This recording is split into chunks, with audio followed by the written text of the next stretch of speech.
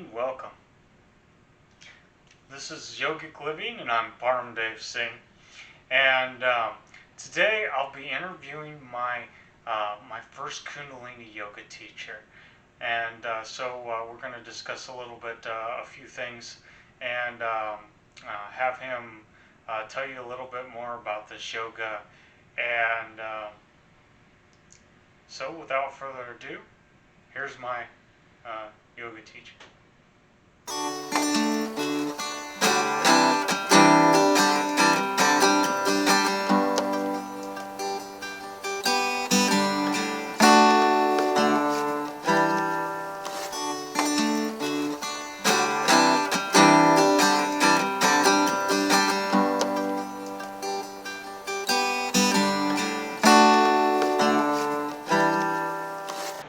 Satnam. Satnam, scene one, take one. This is I'm Paramdev, and this is Yogic Living. I'm here with Ramdas Birsi, and I'm going to give him a short interview and see what he has to say. Well, first of all, Ramdas Birsi, why don't we start off with kind of like your pedigree, like how long have you been doing this? What got you into this, and things like that. You know, that's a whole lifetime in itself, just telling a story. But to get back to the beginning, what some people might say, I was an ordinary, normal person, raised a Christian, and believed what my parents told me to, but then as I got older, having this scientific, inquisitive mind, I began to ask questions. As many of you know, you don't ask questions about religion, you just take everything on blind faith. Well, I kept looking for proof, and then I studied comparative religion. Then, to make a long story short, I got into parapsychology. I went beyond psychology. I studied basic psychology. Then I went into metaphysics from parapsychology. And I kept running across this word, Kundalini. And they called it the life force. And they called the chakras the power centers. And I said, I got to find me a master of Kundalini yoga. And after I went through the Maharishi, Maheshi Yoga and the Transcendental Meditation and the Hare Krishna chanting and Swami Satchidananda and Swami Vishnu Devananda and so on, after all of the schisms, isms, and religions, I got to the core of myself where I was ready to receive the teachings of the Kundalini Yoga, which were the secret, sacred teachings that were kept secret for thousands of years, since the Mahabharata War, where we almost killed ourselves using this technology combined with physical technology to create great bombs that even carved out the Grand Canyon. So now here we are back again. It's time to bring the yoga out in the open. That was Yogi Bhajan's mission or dharma. He taught this science to the world. Gathered thousands of people. We got together every year and chanted mantras for 5 long days to help change the flow of the energy so we could avoid World War III and have a planet to live in, so all you people out there can go home. Get out of your emotions. Get out of your commotions. Learn to be neutral. Kundalini comes up the center of the neutral channel in your body to help bring that neutral mind, that neutral space back to life, back to heart center. And when you meditate at the crown center, that gives you command over everything. And when you chant a mantra out the throat chakra, then you bring it into manifestation in this ether. Then you have to deal with it. So don't create anything, don't desire anything. You don't want to deal with the consequences of it. Learn to control your mind, your thoughts, what you say, live inside. And these are some of the basic things I learned about Kundalini Yoga. Kundalini Yoga is composed of 22 different yoga systems. The first yoga is Bhakti, which simply means devotion. That leads to Shakti. As you know, the Kundalini Mata Shakti lives down below, and the goal is to bring it up the spine, to bring all the chakras or layers of consciousness into balance and health and awareness under our control. Then you have the Raja Yoga. How do you command this energy? Because Bhakti leads to Shakti. And then you have the Sahaj Yoga, where you see the interplay of all the energies. It's called the easy flow. Sit back and let the whole world open up unto thee. Spontaneous enlightenment through great intuition. So just let go in the edge of it all. Go into the Laya Yoga and chant your mantras, create your rhythms, and let your sounds and rhythms and dancing and experiences of life take you home so you can go beyond all your past life incarnation identities and wake up and realize you're a soul inside a vehicle, a car, a body.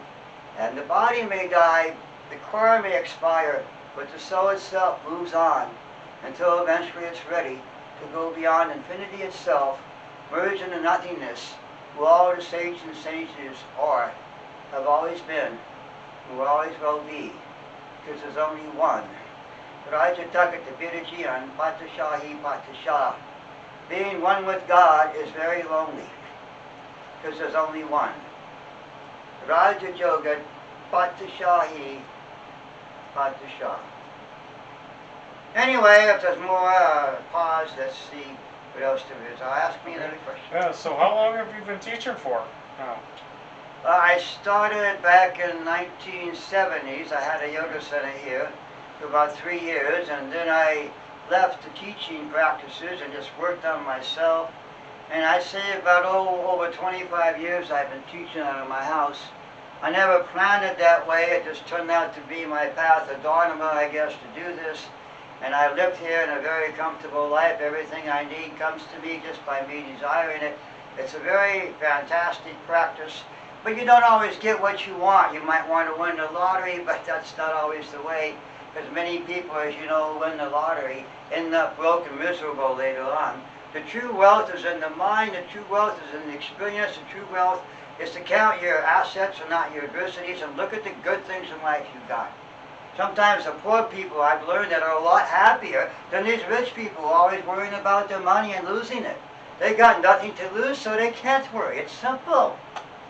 But anyway, 25 years here, and whatever time I spent, probably I've been doing this yoga for close to 50 years of my life. That's just in this lifetime, not counting all the past ones.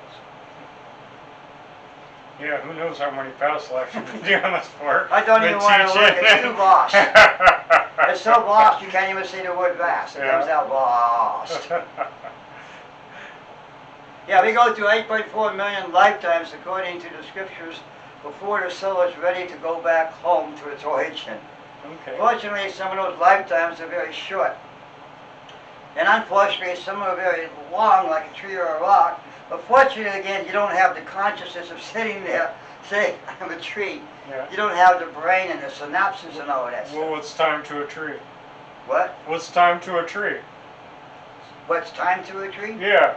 I mean, time is a human concept. It's not a, it's not a concept that animals and trees. Well, and time plants can't and form. What I'm Yeah. trying to say is, what you just said is that a tree can't formulate thoughts Yeah. or feelings. Yeah. What does a tree feel? Not much. I'm thirsty. Get some water up here. Yeah. Yeah. So there you have it, folks. There's probably more questions, so let's have them. Okay. So let's talk a little bit about mantra, because I know you focus a lot in your classes on the mantras and the word. So what is it about? How do mantras work? Well, Exactly. first let me prefix that by saying mantras are yoga within itself. Mm-hmm. And man is the mind, and tra means to direct. So through directing the mantra, the sound is a computer code that tells you how to move the upper lips, how to move the tongue. And when the air is to come out the nasal passage or the throat passages, stimulating various meridian points that control the chemistry of the brain ultimately, and help to connect the pituitary gland to the hypothalamus and thalamus gland. When you connect to the pituitary gland, then you gain more control over your life, over your thoughts, over your emotions. So instead of reacting so much, you learn how to act. And the mantra helps you to do that. Every mantra has its own meaning, has its own prefix, has its own quality, has its own blueprint, like a seed. We all know a little bitty tiny egg, what it can do. You put some sperm on it, and boom, you got another one of us with 10 trillion cells. Yeah. So mantras can be quite a seed, quite a program. And when you nurture them and you water them like a seed, you plant them, you chant them, you give them energy, or cranking a generator, eventually that light bulb's going to light up, that battery's going to get charged. So you meditate on your navel, and to empower, you chant a mantra that goes with the navel, like Ram, Ram, Ram, Ram, Ram, Ram, Ram, Ram, Ram, Ram, Ram. There's so many ways of chanting Ram. and that builds the energy, and you meditate on it. You can pull it in and contract the navel point and feel this energy from the universe being sucked into it, like the battery in your cell phone being charged. So you have energy to uplink to the Akashic website, which is ultimately what the Kundalini does. When it comes out the crown, the seventh chakra, it's got to penetrate to 1,000 thoughts for a wink of the eye, and then it connects to the auric body, which goes out 9 feet that you can see, 50 miles that you can feel, and then it continues to go out in such a subtle form. It goes out and just keeps going. I have not found the edge. I just gave up and came back. But anyway, it's a very vast universe out there of stuff. And some people get into Gyan Yoga, which is also a part of Kundalini Yoga, but it unfolds naturally. We don't sit there and try to separate the milk from the water, as they say. Try to separate reality from non-reality. We do a yoga, what's called the yoga of awareness. So it's a matter of becoming more aware. Kundalini Yoga cannot be explained because it's the yoga of awareness. It's beyond the language, your somatics, your limited dictionary, your linguistics. So go beyond using words and realize there's a way of sensing. I believe your word for it is intuition. So stop wishing and just go deep in the meditation and get into it. Then you will know to wish before it even comes. Because sometimes wishes are not always what you want. They bring you pain, they bring you misery, they bring you karma. How many weddings have I been a part of and witnessed and tried to help the people resolve all of the problems that I watched them go through, only to end up in divorce and hatred and anger. It's amazing how we can fall in love, be willing to give our life to somebody, but then all of a sudden we turn and now we want that person to suffer.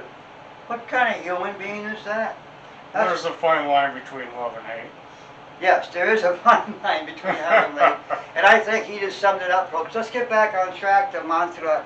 Mantra controls the chemistry of the brain. You can do the research on the internet. It actually reprograms the DNA of the brain.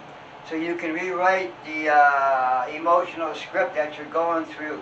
And you can learn how to act when you're supposed to act and not react to every thought or every sound that comes up into your mind, or every chemical that creates a feeling. You are controlled by your chemistry.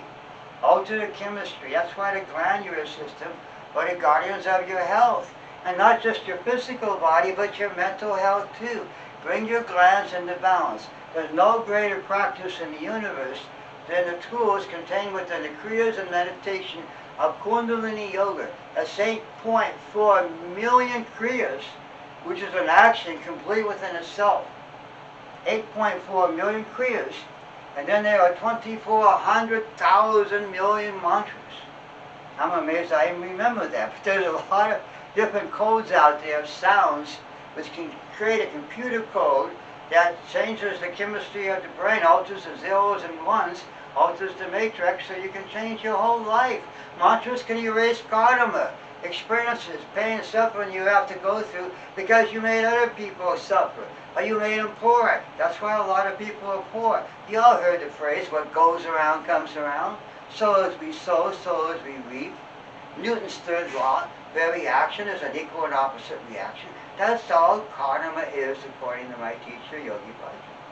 So anyway, don't create any pain or suffering, create lots of health, wealth, and prosperity for people, and you will always be stuck in health, wealth, and prosperity. Become neutral and let everything play itself out, and just be an actor. Only act when you need to, and you'll go directly home, be done with your karma, and won't have to take any more acting roles. You'll be free. But if you want to be an actor, it's up to you. You can always come back. I think they call it reincarnation. And you're stuck back in an car. You ever heard of the echo God? Or you want to go back to it? You can only turn the steering wheel so much. You're stuck in your body. What can you do with 2 hands or 2 feet? You want to be that limited in this universe? Outside the body, the mind can go anywhere in the universe in a time too quick to measure. We can't even measure it. That's how fast it can be there. And I study quantum physics. They call that non-locality, where your mind can be everywhere at the same time. In yoga, they call it the all-seeing eye of Indra. So go figure. So, what are some of your favorite mantras to chant around Singh? First mantra we always chant in Kundalini Yoga before we begin. It's a mantra for protection, guidance, wisdom, and gives us more energy. And many of you might even have heard of it. It's all over the internet. Om Namo Guru Dev Namo. And you simply say that 3 times. Doesn't matter too much if you say it long or short. But just say Om Namo Guru Dev Namo, Om Namo Guru Dev Namo, Om Namo Guru Dev Namo 3 times. And you will connect to the Guru. That's why we say the word Guru. Dev means transparent. So you won't see the Guru, but you will see a sort of clarity, transparency, like cleaning the glass with some glass cleaner, and all of a sudden you can see better and sharper and clearer. That's what it does to your normal eyesight. But when you close your eyes, it activates the inner eye. That's what the Guru is. It works on that inner third eye chakra. Om Namo is plugging into the energy that creates all of this that's behind the scene and tends to sustain the space, which is the Om, so God can exist in some form of energy, and as part of this universe it can also exist called the card. That's why we chant Ek Omkar. Ek Omkar means one creator creation. Ek Omkar, Sat Nam, is the identity behind my thought, so I can go beyond my thought. When I say Sat Nam, I start to wake up and say, wait a minute, I'm not this one incarnation identity. I've been through many, many lifetimes. I've even been rocks and trees and all these things, my God. And now you can become aware of that. That's what this is all. Everything you go through is remembered or stored in the Akashic record. You know, inside your DNA code there is a subcode that they haven't discovered yet that has all your grandfather's experiences in it, all your great-grandfather's experiences in it, all the way back to the so-called Adam, the very first person. It's all there for you to access. Blow your mind with. That's why we do Kundalini Yoga slowly. We don't just wake up overnight and have the all-see and all-enter. No, no, no. It's done one step at a time, one layer of consciousness at a time, one sit at a time. Siddhis means an accomplishment. And they're all there within us. They're like the seeds. You just have to know how to water it. And mantra is the water. Mantra is the nutrients. If you got a good body, if your body's healthy, you got the minerals and the nutrients, and you add the mantra to it to direct it, to create anything you want to. Your mind, your brain is a pharmaceutical factory if you want it to be. It can create any pharmaceutical drug or any herb in nature. And for every disease, there is a corresponding herb, a vibration, a frequency, whether it's homeopathic, sound, or whatever it might be, to heal yourself. And mantra is the science of the sound of it, to create those vibrations that create harmony. Besides, Sangha means harmony with all the other liberated beings. Because where do you go when you leave these bodies? Where did Christ go? Where did Buddha go? Where did Brahma go? Who is Lord Shiva? How come Shiva went through 18 incarnations? And one of the last ones, as far as I know, was as Baba Siddhi-Chan, the son of Guru Nanak, who was de facto supposedly first avatar on this planet. In Hinduism, they say there will be 10 avatars. And each one will be like the embodiment of God taking human form. And many of books, when I studied in parapsychology, said, well, the first one was Buddha, you know, which was born before Jesus, and then it was Jesus, and Moses was one, and Muhammad, and all these different names, you know. But then later on, when I learned about all these 10 gurus, and I said, oh my God. The first time the word guru was ever bestowed upon a man wasn't Lord Shiva or Krishna, it was Guru Nanak. He was called Nanak before, which means where there is no, where there's humility. So he became the Guru, God became the avatar, God became the human, and said, oh my God, what have you done? And he went through 10 incarnations. He learned humility. He learned how to serve. That's my quality, the heart center, number 4, Guru Ramdas. This is the house of Guru Ramdas and Kundalini Yoga. And then God went through all these different incarnations. That's why each one of their names is Guru Nanak Dev Ji, Guru Ramdas Dev Ji, Guru Gobind Singh Dev Ji, where God mastered royal courage. And then said there'll be no more human incarnations of God or avatars that you will bow before you. Nobody will rule you but the Word. And the only commandment there is in the entire 1430-page book of mantras that Guru Gobind Singh put together, the only commandment in there is jop. Did you know that? Jop. Repeat with awareness. Repeat with awareness. That's all it is. So do that in your life. That's what mantra is all about. You say it over and over and over again. You say a mantra like heart, heart, heart. It brings wealth and health into your life. It may not be wealth in the form you expected, but you'll find you have money to support yourself. You have warmth to stay warm. You have some form of place to live. You have food in your belly. It will give you the essential things you need in the life so you can sit down and chant heart, heart, heart. Or chant the miracle mantra, Guru Guru Wahe Guru, Guru Ram Das Guru. And not only will you open your third eye to see all the possible roads you can take to help you, the Guru itself, Guru Dev, will come. Guru in the form of Ram Das. You ever heard of Ram? Lord Rama shall come. What about the Egyptian god Ram? So we got Ra and Ma. That's all Ram really is. You know, when you chant it, oh, some deity or some god's going to come dressed in robes and his entire entourage and royalty. No, no, no. When you say Ram, you say Rama. You put them together. And what is Ra? What is Ma? Ma is the energy of the earth, of the night. And Ra is the energy of the universe and the day. Ma is the energy of the night, the earth. So when you bring them together, you bring infinite and finite together on this planet Earth where you are at, because you're the one saying Ram. Or Rama, Ah means to come, or to be human. Ah. Every time I say Ah, I'm a human. When I say Ram, I'm saying Ra. What I'm saying is come, Ra, come. Come so I can be a human. And light will come, energy will come, the whole universe will be at your fingertips. Ma brings you right down into the earth, into the night, into the coolness, into the relaxation, into the meditation, to get out of your effing ego. And bring the balance between the two channels in your life even. Ida and Pingala, sun and moon channels, controlled by our breath. If you have a short, shallow breath, you have a short, shallow life. If you breathe long and deep, you will live long and never be a creep. Now, what was the question? So what are some of the mantras that you chant on a daily? Every day I chant not only the miracle mantra, but the miracle Shabad, which is quite a mouthful, and I don't know if you want me to run through the whole Shabad. Well, you can. I mean, I do it. I'm just going to say that. I do it 11 times every day to this count. Well, I do it 11 times. Sometimes I'll do it 22 times. Yeah. Anyway, it's a Shabad for a miracle, and it starts off praising Guru Ram Das, and then the word Karna Mata means miracle. So the first line is in praise of Guru Ram Das. We see you as a living, breathing God, basically. We give you our praise. You know, it's like bowing before, humbling yourself before Guru Ram Das as a living, breathing, liberated, enlightened being, as they call him. Mahasamadhi, or God, if you want to use that term. It's just a word. So anyway, what was the question again? Like, so what are some of the, what are some My of the favorite mantras mantra is the miracle Shabad. Yeah. Shabad is even more powerful than the miracle mantra. Again, it's Guru Guru, Waheguru, Guru Ram Das Guru. Well, which brings the next question. What's the difference between a Shabad and a mantra?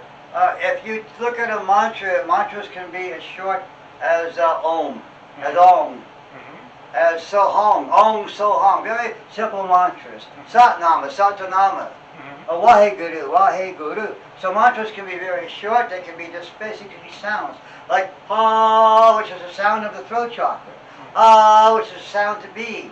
Yeah. Sa, first sound of God. So you take these basic building blocks of nature. Each atom has a different structural sound that creates, holds the electrons, protons, neutrons together. By counting the base sounds, you can manipulate the atoms to create certain compounds and mixtures, and ultimately a whole universe that we live in, all through sound. And your own Christian Bible says that in the beginning was the Word, sound. In the beginning was the Word was with God, and the Word was God. Can you get any more plain than that? Every Bible of every so-called religion has that same philosophy. Whether it's Zekon God, Zatnam Zidi, Waheguru, whatever you're chanting, from Allah to Jehovah to Yahweh, every religion has their own secret sound. It would take too long to do all of that. You have to come to one of my yoga classes. What else are we to talk about? So what about the My butt favorite shover? The mantra. butt shover's pretty short. Dana Dana Ramdas Gurjan Siddhyatanay Savadya Buddha Rikara Mat Apasiddhyanahadadya. That means that God or the energy is performed by the hand of God itself, or the Creator, or whatever you want to call this energy or this God that never changes. That's why you get confused. You get so confused you can't even say the word confused. And it comes out confused because God cannot be quantified for you scientists out there. God cannot be explained. You can't reduce him to X, Y, and Z or any of that kind of stuff. God is always, was, is, and shall be. God doesn't change. Echo base. If you chant echo base, you will realize there's something there that doesn't change. You don't know what it is. If you chant Ad such, God such, be such, Nanak goes, he be such, you can be it. You can experience it. Ad such, God such, be such, Nanak hosi, be such. If you chant be such, you will see it. You have the eye of the telescope and microscope. If you chant be such, you are the lever that can get you out of any stuck. Any place, time you are stuck, chant be such. Anytime you want to see, chant be such. And the third mantra that goes with that group is Ad Gure Nama, Jagad Gure Nama, Sat Gure Nama, Siddhi Guru Deve Nama. It's all about in praise of the day of the Mother, the Creator of this entire universe that you bow before and humble yourself. That mantra brings the energy right up to Shushpana and balances the left and right channels. In case you're having a Kundalini experience where you're freaking out, try chanting that mantra. It will bring the energy. If there's too much on the right side and you're burning up, it will bring it up to center.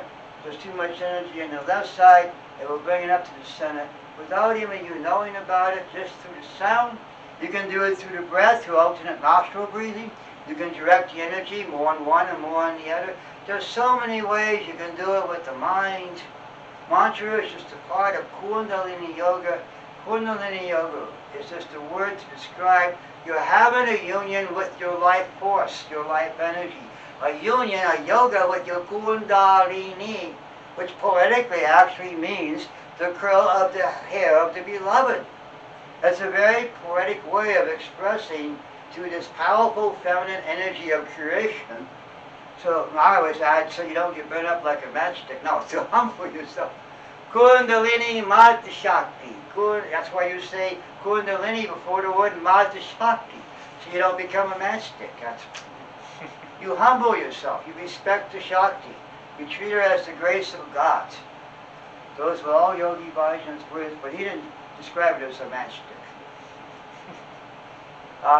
So 22 different types of yoga in Kundalini Yoga, folks. And it includes meditation. That's just a basic word to control your mind and to go beyond your thoughts. When you're constantly flooded with thoughts and they control you like a monkey, and you go this way and that way till you end up upside down and downside up. That's not controlling your life. Thoughts will come. You can't stop them until you learn to develop that neutral space where you can recognize thoughts for what they are, and then eventually you can eliminate all the negative ones. There are kriyas in Kundalini Yoga to get rid of persistent negative thoughts. There are kriyas to give you energy, kriyas to give you wealth, kriyas to help you live longer, meditations to make you happy. Buddha has a lot of meditations too. A lot of those meditations came actually from Kundalini Yoga. Jesus himself was called Isa during the hidden years of his life, where he traveled to many different places, including India, and studied under many different temples, including Tibetan Tantric Yoga temples and Buddhist monk temples and so on. And then he came back to teach this yoga. Why do you think he had all these followers and all he got this big name for himself? He didn't do it by just preaching. No, he was a teacher. He taught him the kriyas and meditations and mantras. Jesus and the apostles himself used to chant Satanama. That's where the word Satan came from in your Christian Bible, because you didn't chant the Ma, which is the rebirth. Satana. Satana is literally short for Satan, which is being stuck here in Maya. Your hell is right here. And Satana Ma is the rebirth when you go back home and escape from hell. The soul is stuck in the ribcage, and our goal is to get out and go home and wake up and realize we're no soul, and we've been through millions of lifetimes, and now it's time to wake up. This is the age of Aquarius, folks. This is the age of knowledge and wisdom. Those two little waves don't represent water. People think Aquarius is water like the waves on the ocean. No. That's the internet going through the sky. Like the Hopis talked about, there'll be a great spider web in the sky. When you reach this age of communication where nation can talk to nation and send pictures and movies back and forth. And it was amazing. That's an old prediction they made thousands of years ago. And now we are here, which is also amazing. So now it's a time to wake up. It's all with the internet. You just have to know where to go. But there are many good qualified teachers out there. And you just type in the word Kundalini Yoga or 3HO. There's a whole website, Students for Yogi Bhajan, you can go to. And you can read all about my teacher. There are many good videos. There's some negative ones out there. With every good comes to polarity. Just like Jesus Christ, you know, and all of these great leaders. He was put to a cross, and Buddha, they gave him poison mushrooms. And Muhammad was killed in battle, and so on. My teacher, you know, went through a lot of karma. But anytime you travel around the world, and you have millions of students, you're bound to have someone get very pissed off. And if they're a woman, look out, because she'll tell the most untruthful lies about you and scorn you and try to hurt you so bad that it's literally unimaginable to our human minds. But yet I see it happen. So anyway, learn to search for the truth. There's hundreds of books out there written on the teachings by Yogi Bhajan. They are, I have over 100 in my own library. There are 8,000 lectures that were taught that he gave throughout his entire life, unloading the entire Akashic record, telling us as much as we can digest and handle. Some of the stuff was so advanced, he said you will not understand this till 500 years in the future. You will have the words in your vocabulary to figure it out.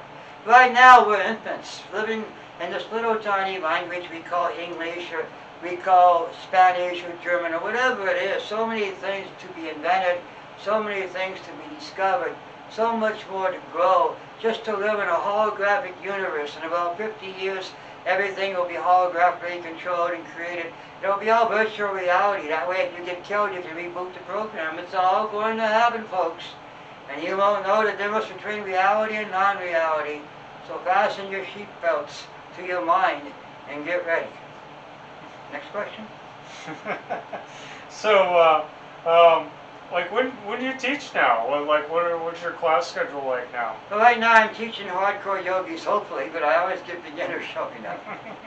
But I'm trying to do kriyas, 11 minutes, which is really more for an intermediate than a hardcore yogi. Hardcore yogis do these things 31 or 62 minutes. But if you're an intermediate, you can bring it up to 11 minutes. Your beginner, 3 minutes max for most of these kriyas, because they're so powerful. So most of the breathing you can do a little longer, long as it's not breath of fire. And I'm teaching a class every Wednesday, 7:30 at night, because I come alive at night. And if you keep coming to these classes, eventually you will be able to sleep. Usually the first couple are so energizing. You kind of like, who am I, where have I been, where am I going? Your mind's flooded with all kinds of questions. But you can always get on the internet and find all your answers. I keep coming to my classes.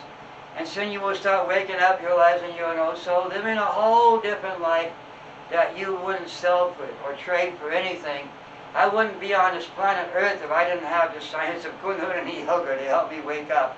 If I had to live like the mass of human beings, not knowing what a matrix is, I wouldn't want to live here, or a computer program.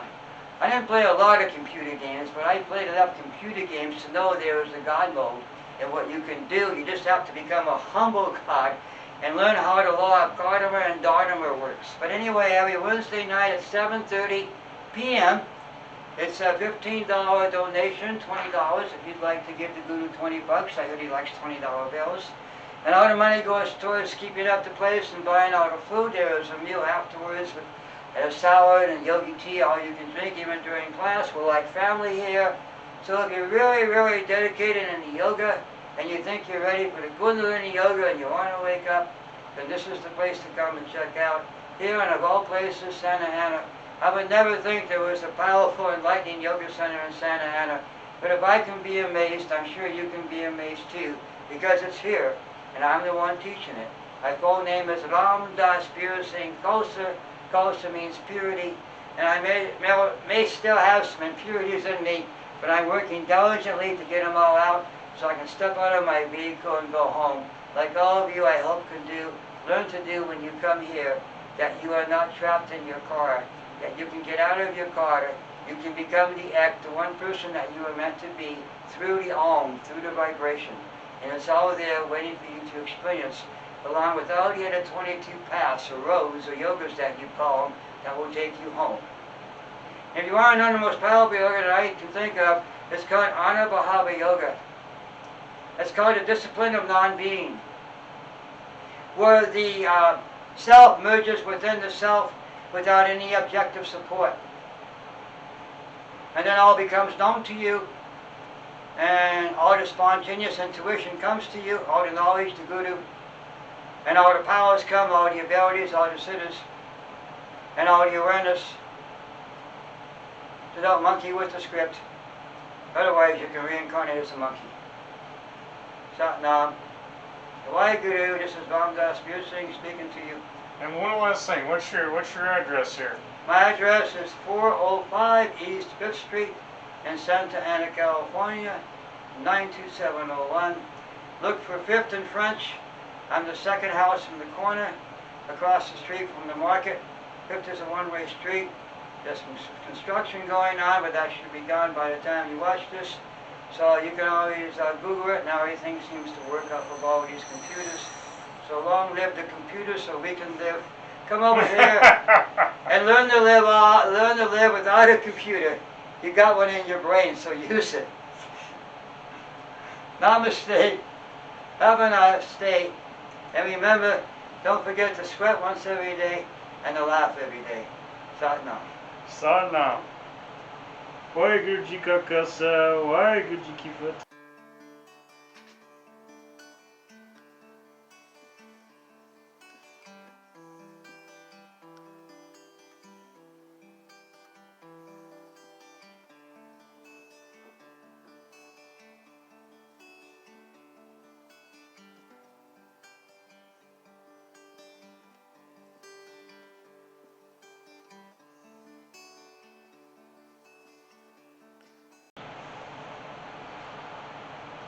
Alright, thanks for watching, and if you like this video, give it a thumbs up, and don't forget to hit that subscribe button down there. And if you want to see when the next video is going to pop up, just hit that notification bell as well. Alright, Sat Nam.